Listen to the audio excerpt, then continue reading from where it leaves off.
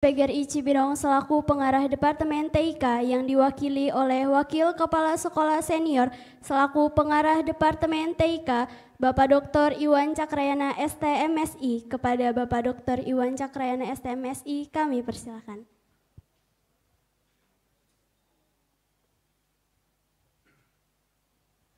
Ini pakai peninggi juga gak?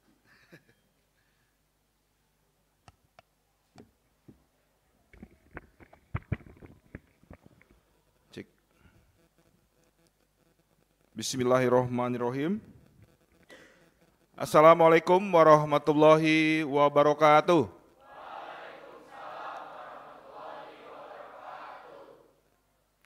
Assalamualaikum warahmatullahi wabarakatuh.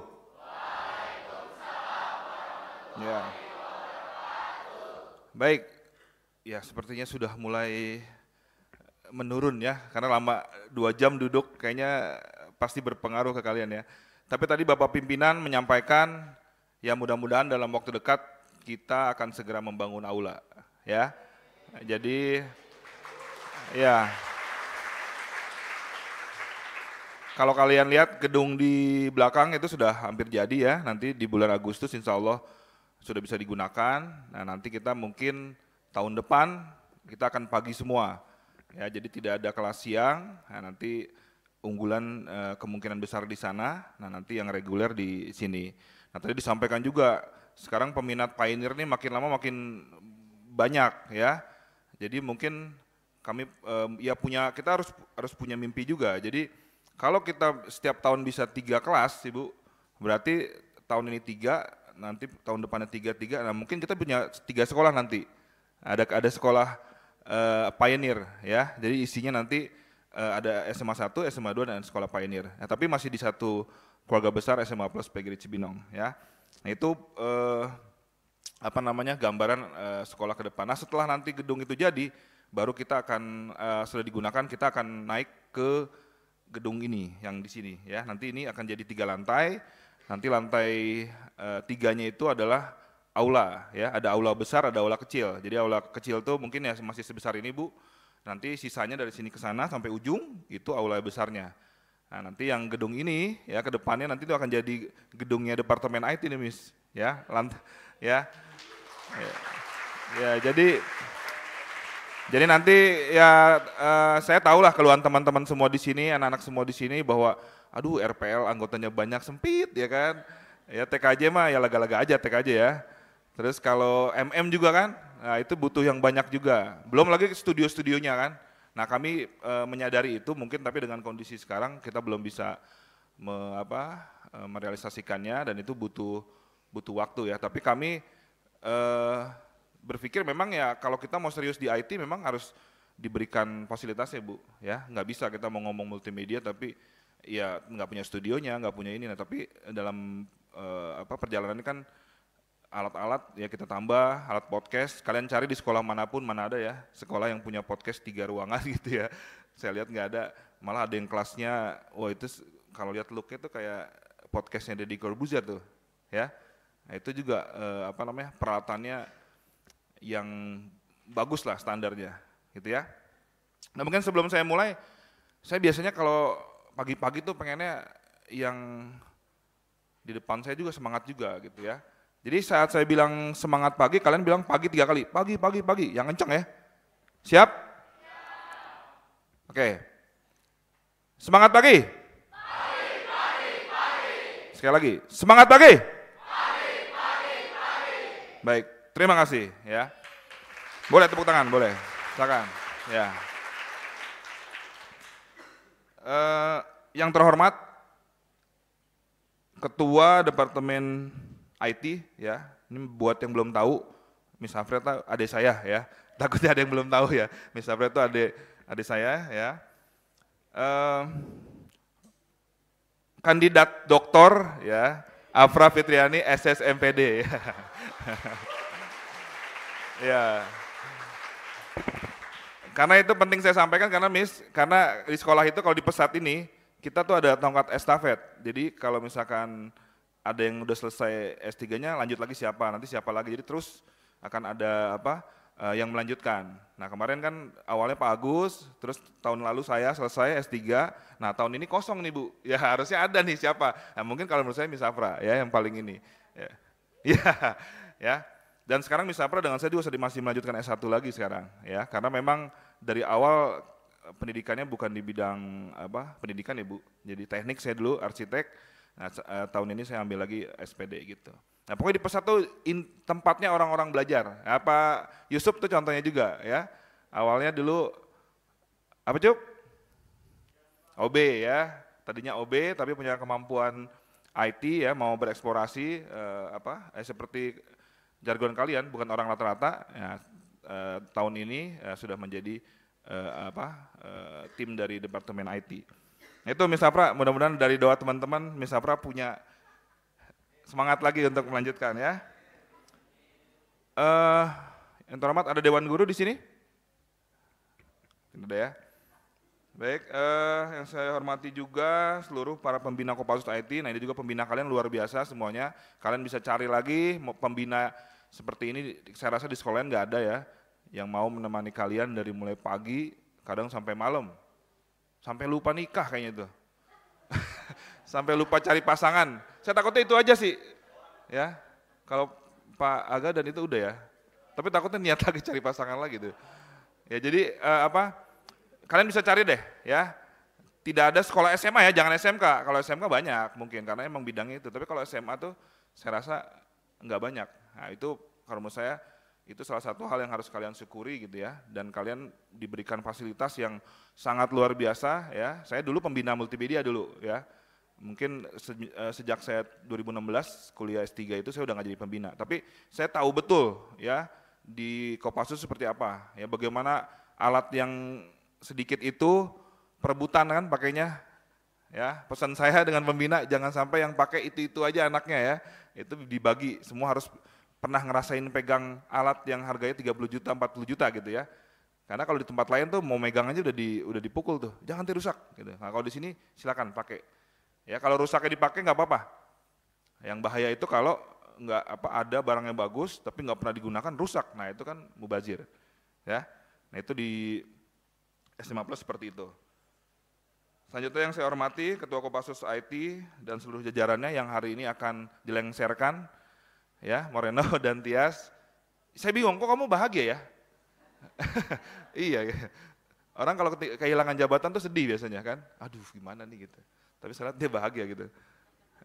Ya, tapi tadi dia dibilang hanya luarnya saja Pak, wah, dalamnya sebenarnya dia sedih.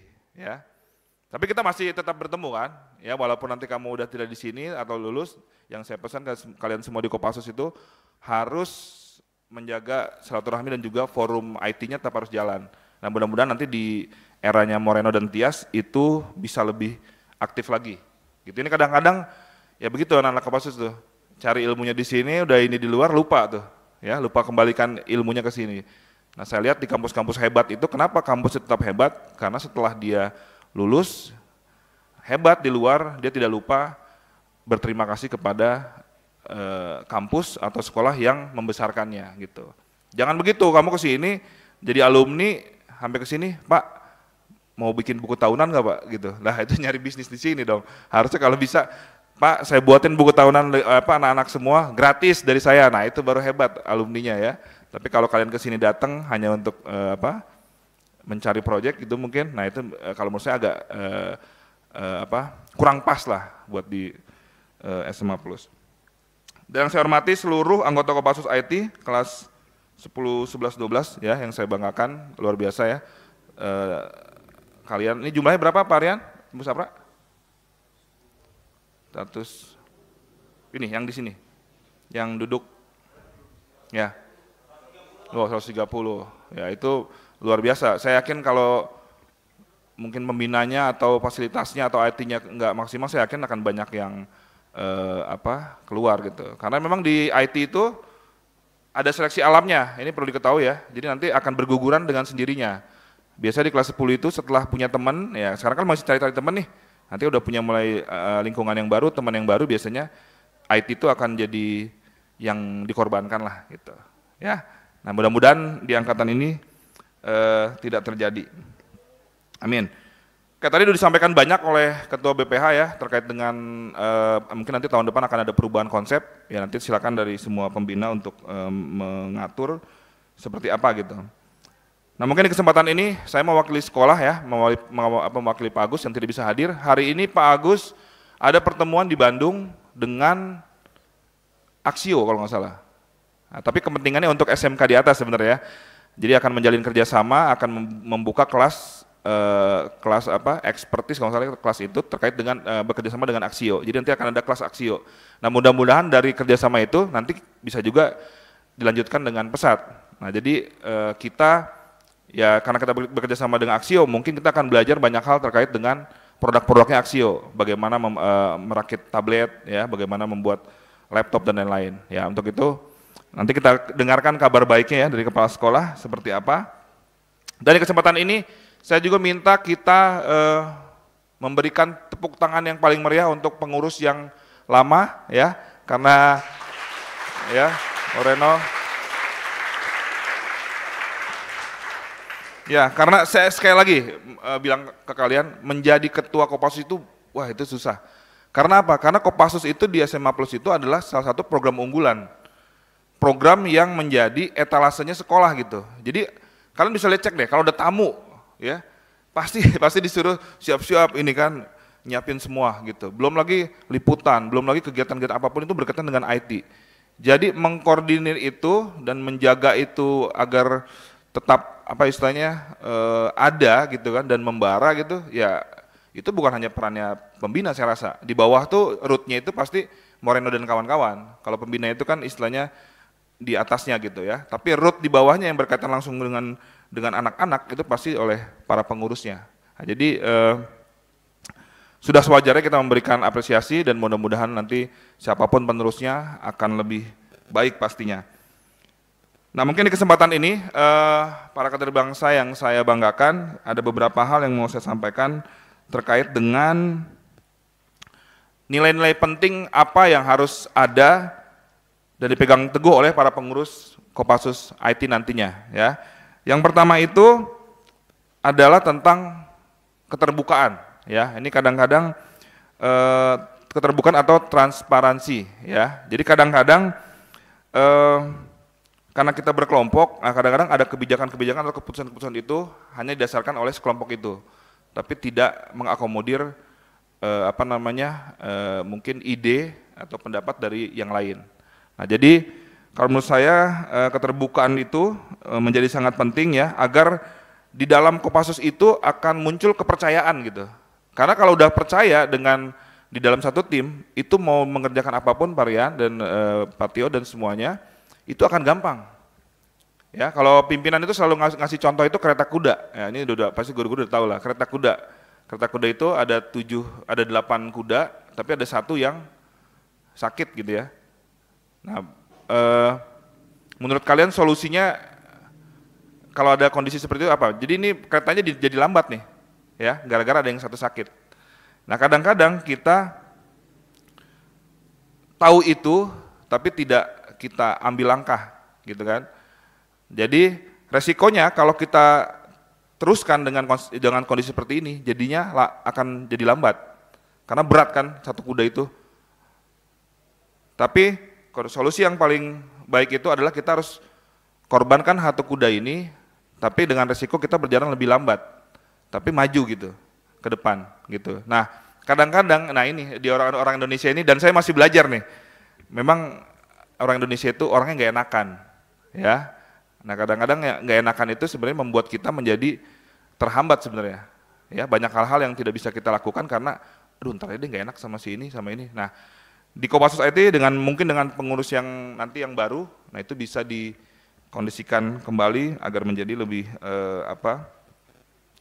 transparan ya. Nah yang kedua ini yang paling penting di Kopassus IT itu adalah di pengurusnya itu harus kreatif dan juga inovatif gitu. Nah kalau kita bicara tentang kreatif ya, selamat datang Pak Nasuha MPD dan juga Bu Sriwil MPD. Ini gugus kendali mutu ya, tugasnya memastikan semuanya berjalan dengan standar mutu sekolah. Ya lanjut ya. Baik, tadi kita bicara tentang kreatif ya. Nah, bedanya kreatif dengan inovatif apa? Kan kalian sering dengar tuh. Menjadi orang yang kreatif dan juga inovatif. Bedanya apa? Jadi kalau kita bicara tentang hal yang kreatif, itu kita bicara tentang ide. Kita bicara tentang gagasan. Ya, kalau kreatif itu. Jadi baru di sebatas pikiran. Ya, kalau ide itu.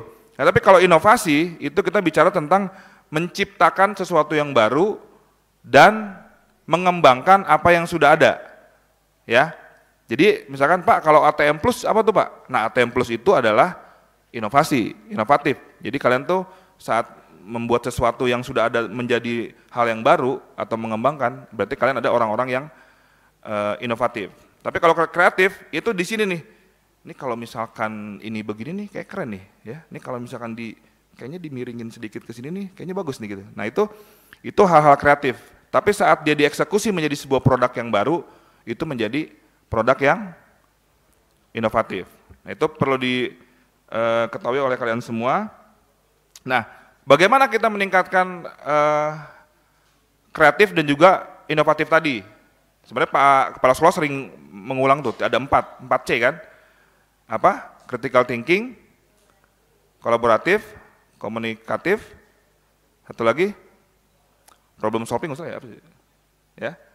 Nah, jadi intinya untuk membangun rasa kreatif dan juga inovatif tadi, yang kalian latih itu adalah bagaimana kita melihat kritis melihat masalah gitu ya. Soalnya apapun yang ada di dunia ini yang besar, yang masif pun itu dimulai dari penyelesaian sebuah masalah. Ya, kalian lihat bisa Gojek, itu kan sebenarnya dia melihat masalah kan. Ini kalau Gojek kalau masih di pinggiran gini kayaknya bisa nih kalau misalkan konsep Gojek ini tapi dipakai masif oleh semua orang gitu kan. Bagaimana ya gitu kan. Akhirnya dibuatlah sistem aplikasinya. Facebook. Sebenarnya kan ide awalnya adalah menghubungkan teman-temannya si Mark itu di satu kampus supaya bisa berkomunikasi, ya kan? Tapi dalam perjalanannya ternyata digunakan oleh seluruh orang banyak gitu. Tapi ide awalnya adalah menghubungkan teman-temannya aja Bu, satu kampus itu. Makanya kan dia ininya kan connecting people kan. Nah, jadi semuanya dimulai dari masalah dan seringkali itu dimulai dari masalah yang kecil dulu. Nah, kadang-kadang saya lihat di Kopassus itu kita sibuk mencari masalah yang terlalu besar. Padahal di depan kita banyak yang kecil-kecil tuh, masalah-masalah yang kecil-kecil. Nah, itu yang mungkin harus dilatih oleh para pembina ke anak-anak. Bagaimana kita jeli melihat masalah, gitu ya. Makin kita jeli melihat sebuah masalah, produk kita akan makin banyak digunakan orang lain. Makin mudah, dan itu makin masif digunakannya. Nah, itu bagaimana caranya? Nah, tadi harus dilatih critical thinking dan juga problem solving. Nah, problem solving itu setelah misalkan gini, masalahnya bukan dari kalian, tapi kalian punya kemampuan bagaimana memecahkan masalah itu. Misalkan Pak Rian nih, ini ada masalah nih, kita kalau misalkan mau syuting ini nih, begini nih permasalahannya. Nah, kalian sebagai yang punya kemampuan problem solving itu akan ke Pak Rian, Pak begini aja Pak, kira-kira begini gitu ya. Nah, problem solving itu adalah bagaimana kemampuan kalian melihat sebuah masalah yang rumit menjadi sederhana, gitu ya. Dan itu nggak gampang ya. Mungkin saya juga belum tentu juga pakar di sana, tapi artinya ke depan itu kita butuh orang-orang yang seperti itu ya. Dan ke depan itu juga sebuah penelitian menyatakan bahwa ya mungkin 10 tahun atau 15 tahun ke depan itu ijazah atau kemampuan kita sekolah di luar itu sudah tidak relevan lagi. Malah ada wacana ya yang lain-lain entah perlu sekolah atau tidak gitu ya. Tapi kalau menurut saya masih perlu lah gitu. Karena ada bidang-bidang yang nggak mungkin kamu otodidak. Kedokteran malah bisa otodidak. Ya kan? Kamu nyoba-nyoba aduh mau operasi jantung kayaknya ini ke sini nih. Gitu ya. Yang ada meninggal gitu ya. Nah, jadi tapi artinya gini, yang paling penting itu ini saya sekarang pun sudah merasakan. Yang paling penting dari kalian itu adalah sekarang kalian harus punya satu spesialisasi aja. Kalian tuh hebat di situ, udah. Gitu. Itu hal yang paling saya sesali tuh, Pak Rian dan teman-teman sekalian. Saya dulu belajar sesuatu itu nggak pernah sampai serius gitu. Cuma bisa aja gitu. Gitar bisa, ya kan? recording bisa gitu kan. Tapi saat mau ngomongin itu di forum dengan PD-nya, dengan hebatnya, itu nggak pede Bu, karena ya cuma segitu kemampuannya gitu. Nah jadi kalian sekarang di sini sudah memilih petnya, jalurnya multimedia. Nah coba seriusi satu hal, misalkan editing. Nah itu kalau bisa editingnya sampai ngelotok tuh, mau ngomongin pakai apa namanya, pakai VN, ayo, mau pakai KineMaster, oke, pakai Premiere, ayo, Final Cut Pro, boleh, ya kan? Mau pakai apa lagi? CapCut ya, CapCut boleh juga gitu. Jadi kalian kalau ngomongin tentang editing itu tahu semua. Nah ini pesan saya, jangan nanti terlalu banyak yang dipelajari, tapi semuanya setengah-setengah. Pada akhirnya kalian nggak hebat di mana-mana, gitu kan? Nah kalian kalau lihat di sosial media itu rata-rata itu orang itu pasti hebat di satu hal. Ya, misalkan selebgram siapa nih? Misalkan yang ini ya, yang apa? Misalkan dia hebat di public speaking, dia akan bikin kontennya tentang public speaking aja. Ngomongin itu aja terus 2 tahun. Jadi itu sesuatu kalau menurut saya, karena butuh konsistensi.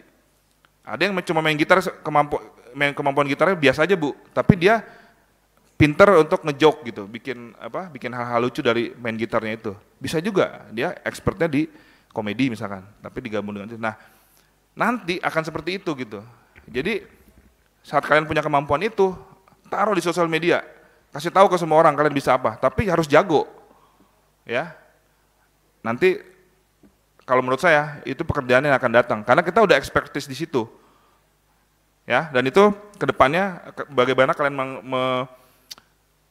menjual diri kalian di dunia kerja untuk apa nextnya gitu ya. Jadi tidak lagi kalian bawa lamaran ke perusahaan-perusahaan. Kalau misalnya nanti era kalian kayaknya sudah lewat. Kalian akan bicaranya adalah portfolio ya. Saat kalian mau cerita animasi, orang tuh perusahaan itu sekarang udah nyari Iwan Cakrayana nih. Iwan Cakrayana udah buat apa aja ya di bidang dia itu. Misalkan di bidang animasi, dilihat sosial medianya ada gak karya animasinya gitu. Nah kalau di CV-nya ada tapi di karyanya nggak ada, nah itu dipertanyakan. Nah kalau dulu kan bisa bohong kan, saya ini nih, tapi nggak ada karyanya. Tapi kalau sekarang itu akan dicek oleh perusahaan. Nah kalian punya kesempatan membuat portfolio sebanyak-banyaknya, dan Parian punya pengalaman, anak-anak MM itu banyak yang diterima di PTN karena portfolionya Parian ya. Nah itu dari sekarang nih, dari kelas 10, simpen, jangan sampai hilang, simpen 3 tahun, kalian lihat ada progresnya nggak.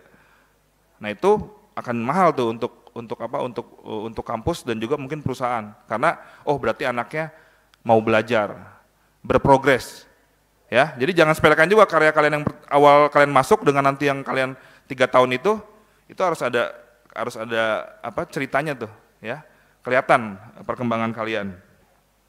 Nah yang terakhir itu nantinya para pengurus itu yang memimpin kalian itu harus menjadi pemimpin yang inklusif gitu ya. Jadi karena itu sebagai pimpinan itu tidak hanya nantinya hanya menjadi wadah Kopassus aja kalau menurut saya ke depan itu.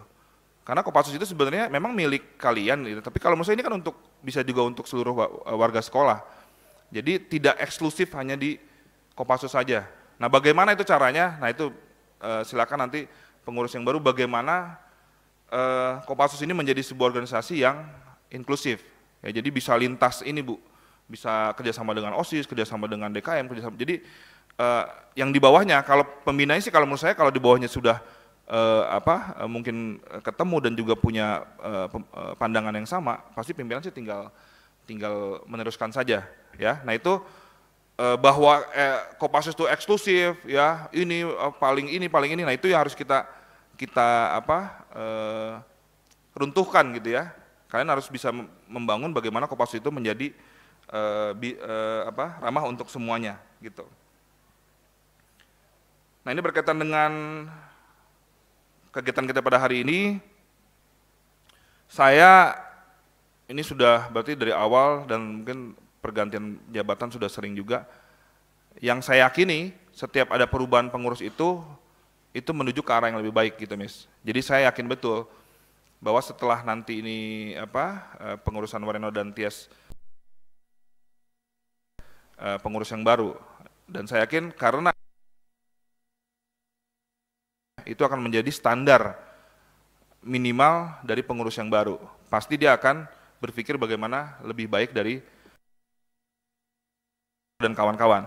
Nah, jadi itu keyakinan saya bahwa pengurus yang baru itu akan membawa perubahan ya yang baik di Kopassus IT. Nah, ini berkaitan dengan memilihnya. Nanti kan setelah ada debat ya, ada debat misalnya kan. Nah, katanya tadi debatnya kayak ini katanya, kayak debat capres dan cawapres. Wah, seru nih. Ada yang gini-gini juga nih, ada yang gitu tuh. Ada juga. Sorry ya, nanti ada yang gitu juga. Ya itu dinamika debat, nggak jadi masalah itu ya. Tapi yang penting kita harus memiliki etika lah ya dengan teman-teman ini, walaupun debat tapi harus kondusif. Nah, jadi nanti saat kalian memilih pimpinan, sekali lagi jangan memilih temannya memilih berdasarkan karena ini teman gue nih, ini sama dia nih sohib banget nih gitu. Ya, terus misalkan saya milih dia karena yang penting bukan saya. Nah, itu ada juga tuh. Yang penting nyeburin orang tapi yang penting jangan saya, itu ada juga. Terus jangan juga memilih ya karena memang bukan karena kemampuannya gitu. Nah, jadi di sini kalian punya kesempatan nanti untuk memilih berdasarkan kemampuannya, ya bukan karena divisinya juga, tapi kemampuannya. Nanti ada sesi debat, silakan dicek ya kemampuannya. Nah, kira-kira visi dan misinya seperti apa? Karena visi dan misi itu penting ya dalam membangun sebuah organisasi gitu. Karena kalau dia nggak tahu ujungnya di mana nih, ya dia akan jalan aja seperti biasa. Tapi kalau dia tahu nih saya setahun mau begini, nah berarti kan dia udah tahu bagaimana mencapai setahun itu. Seperti itu ya. Nah, terakhir sekali lagi seperti yang disampaikan Ketua BPH tadi, saya mewakili kepala sekolah sekali lagi mengucapkan terima kasih kepada pengurus yang lama, Moreno, Tias dan kawan-kawan yang sudah mengabdikan tenaga dan pikirannya ya sampai ya itu ada curhatan nilai turun, orang tua sudah mulai komplain gitu ya. Tapi kalian tetap stick di sini, tetap punya komitmen untuk di Kopassus IT, dan saya yakin apa yang kalian lakukan di sini itu akan mempunyai dampak setelah kalian kuliah nanti. Ya, dunia kuliah tuh ini ya kejam ya. Dunia kuliah itu kejam sekali ya. Jadi kalau kalian tidak terbiasa bekerja keras ya, begadang ya kan, kerjaan tugas itu akan stres. Tapi kalau bekas Kopassus ya, terbiasa di Kopassus itu kalau menurut saya sih itu hal kecil lah, gitu ya. Sekali lagi mudah-mudahan Moreno dan Tias dan kawan-kawan ini menjadikan sebuah pengalaman yang berarti buat kalian, dan saya yakin apa yang kalian pelajari di sini, kalian dapatkan di Kopassus IT selama mengurus Kopassus IT, itu akan sangat membantu kalian untuk ke gerbang kesuksesan kalian di masa yang akan datang. Amin. Itu saja dari saya. Sekali lagi selamat mengikuti kegiatan Sertijab ini. Mudah-mudahan berjalan dengan lancar Misapra sampai selesai, dan mungkin nanti bisa diajak ini dulu Bu, kesian sudah duduk sila. Saya ngelihatnya juga kayak pegel nih teman-teman nih. Ya, terima kasih. Wassalamualaikum warahmatullahi wabarakatuh.